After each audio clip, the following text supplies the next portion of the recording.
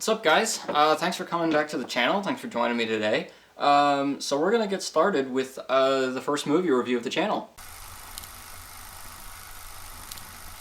Today I want to talk about a movie that's close to my heart, and not a lot of people like it, and I can see why. I definitely understand why, but I think it's a good movie, at least personally for me.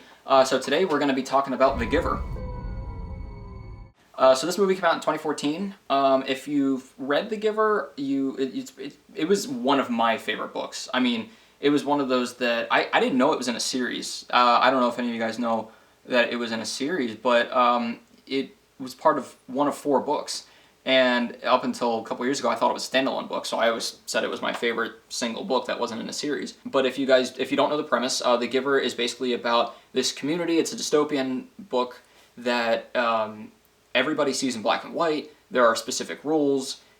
It's like all emotion and all feeling, and anything that isn't like a rule of, you have to be in bed by this point, you have to speak precisely, you can't say you're starving, you're hungry. Things like that, anything else that's out of that boundary, in terms of like if it's emotional or something like that, just doesn't exist anymore.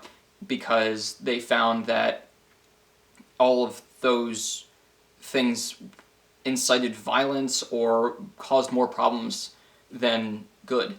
And so they took all of it away. But only one person gets to receive those memories every generation from the past person who received it. There's one person who holds all of those memories of the past, and the person this time, his name is Jonas, that's our main character, and he goes to what he presumes now is called the Giver, who gives him, through a bunch of different sessions over a year, it was supposed to be years, memories of snow and color and violence and, I mean, everything from all ends of the spectrum, culture, celebration. It's just so cool. So it's a really cool book, and it dives into a lot of themes about, our society and why do we value the things we do. Is it better to have no emotion or some emotion? It's a really, really good book. Now for the movie, this came out in 2014, and I was really anticipating it like a lot of people were. It was directed by Philip Noyce, an Australian director who, the only other things he's really done that people know about are Patriot Games with Harrison Ford, and then I know he directed The Rabbit Proof Fence with Kenneth Branagh. Other than that, I don't think he's directed a whole lot that people know about. And so I was kind of, I don't know, I'm not disappointed, but I felt bad that, this was his big, American movie, and it didn't really do well. It got a 35% on Rotten Tomatoes, and one of the big comments was that it's very visually stunning, but it just doesn't go into the big themes of the book. Now, I think that that's okay. Personally, that's okay that it doesn't go into those big themes, because it's something about the simplicity of the movie. Something about just, it's an hour and a half, and something I really have come to love are hour and a half movies. Because, not because of like short attention span or anything like that, but because if you have an hour and a half movie, you're telling the story clear and concisely, and you're done. There's nothing that's too extended, nothing that's, ancillary that you're like, okay, this is dragging a little bit. Like A Quiet Place, a lot of animated movies, most animated movies, I like the format of, we're gonna get in, get out, this is the story, it was really good. And The Giver is like an hour and 35 minutes. So I think the simplicity of it actually helps it, because it doesn't make you feel like there's this entire world you have to get introduced to. It doesn't make you feel like there's so much that you have to keep thinking about, all these deep themes. It has those deep themes, it just doesn't go explicitly into the complexities. And again, they definitely could have. It might have been better for it, but for me personally, I think it's okay, because it just kind of lets you experience what's happening in the moment. You don't have to be thinking, oh, okay, so that character's there, that character's there, what does this mean about this? It really is just one piece of information at a time, and a lot of it just lets you kind of be in the moment, which is a lot of what this movie is about. And I think in that respect, it really does well in conveying what we're supposed to be doing here, because everyone is, in this community, simple. They wake up when they're supposed to. They go to sleep when they're supposed to. They go to school. When they are hit a certain age, they become this job. It's very cut and dry. But they don't live in the moment. And I like that it takes not a slow pace, but a very deliberate pace, that they're going to show you this, and then this, and then this. I don't know what you guys think on that, but if you've seen it. But I think that the simplicity is okay. The other big critique that I do agree with as well is that they really tried to make it too adult, like young adult fiction, with the romance part of it. I believe that was in the book. I haven't read it since 7th grade, but they really did try to hammer that home, and I think that was to appeal to audiences for sure. And while it's okay, it didn't really need to be there. The characters are much older than they are in the book. In the book, I believe Jonas is 12. In the movie, I think he's supposed to be like 16, and obviously Brendan Thwaites, who plays Jonas, looks like he's like in his 20s. So it's kind of the Percy Jackson curse, where they tried to make it older just to appeal to audiences and backfired on them. And I don't think it distracts too much from the movie. I think it gives you definitely something to root for. It's not as compelling as other romances, I think, in young adult movies. They tried to be like The Hunger Games and Divergent. I think they landed somewhere in the middle in terms of Divergent was not great, and Hunger Games turned out really well. And I think they were somewhere in the middle, that it was, it didn't have to be, but I think it was okay.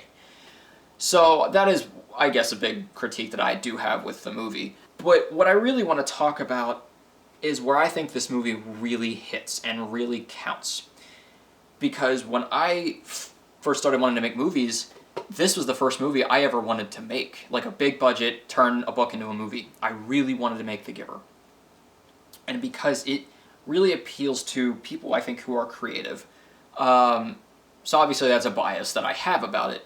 But people who are creative, it just celebrates color and life and weather and feeling. This movie, above all else, if you really just sit down and don't think about it too much and watch it, it makes you feel something.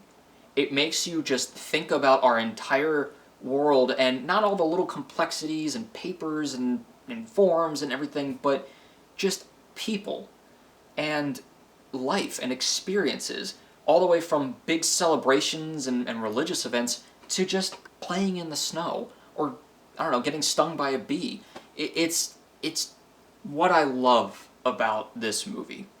And I think they really do that well, because obviously in the book, the way it's described is very abstract, and it's hard to convey that. Visually, I think it's a little bit easier, because you can just jump to different points in time in the world. Even things, I think that in the movie they have actual video of things in history, and that was a really good choice. Like, all these things put together in a montage, I think was a really good choice, because it really just gets across things that you can't write down, you can't explain, these feelings that just happen because of life. And again, it's very, it can get to be, like, you can feel like you're being a little indulgent and, okay, we have to get into concrete themes, but sometimes it's okay to celebrate life, It's okay to celebrate just the good moments, the bad moments, just to feel it. And I think that's really what this movie does well. And visually, again, it goes from the black and white to the color. So in the book, there is, one thing that with the color, they see in black and white until Jonas is given the memory of color, and then he can see in color. In the book, you don't know that until he gets the memory of color, so you don't know what he's talking about when he says that there's a weird feeling he has in terms of what he's seeing. So obviously, in a visual medium, that's something that's you're not going to be able to do, like you would be able to do in writing. That's where that difference is. But I think it was really cool choice that they made it black and white, and then when he starts to see, it's color, but it's very desaturated, very faded. And as the movie goes on, it gets more saturated into full color. But when he's not on screen and it's other characters, it goes back to saturated or black and white. And I thought that was really, really cool. It's all these little details that make this movie in terms of mostly the visuals. And plus the score, it's really cool. There's all these little themes that go throughout, but there is one that just when the notes hit, and you'll know what it is when you see it towards the end, it's such a good moment.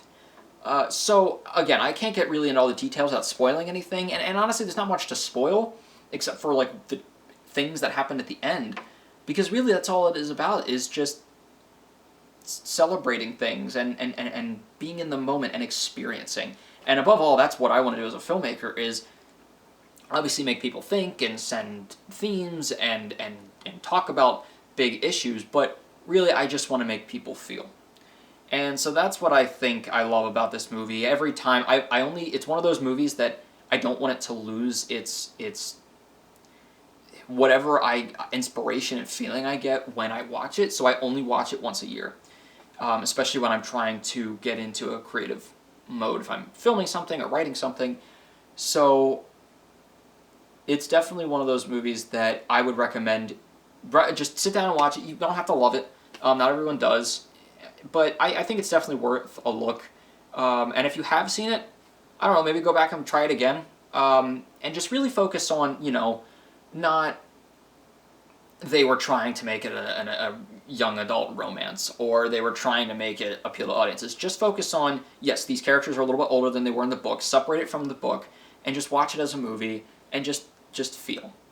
In terms of grading, I was thinking of ways to start grading movies once I've reviewed them, and I think while other people do more abstract, some people do letter grades, I think I'm just going to go, at least for right now, with the out of 4. So I would definitely give, at least for me, the Giver a 3.5 out of 4, just because I think it does what it needs to. It's not perfect by any means, but I think overall it does what it needs to. It's simple, and it's just a story that lets us think about life. So I hope you enjoy it. Definitely let me know what you think in the comments. So if you have any comments about The Giver, if you've already seen it, or if you do see it, how you liked it. What I'm basically going to be doing on the channel is trying to do one movie review a week of a movie that's just recently come out, and then one of something else that's been out, way before this whatever other movie. I want to try to do some that maybe aren't as mainstream, or ones that people haven't heard of as much, or have done so many reviews on. I'm going to try to see one movie a week if I can, but money can be tight and everything. So if I don't get to see one that has recently come out, I will try to do a review on one that is at least as recent as I can get. And if not, then I'll do like a think piece or something else like that, or rankings, just something else. So at least there's at least 2 videos of content coming to you guys per week. I hope you enjoyed it. I hope you enjoyed the review. Let me know what you think in the comments. Make sure to like and subscribe. And I'll see you guys later.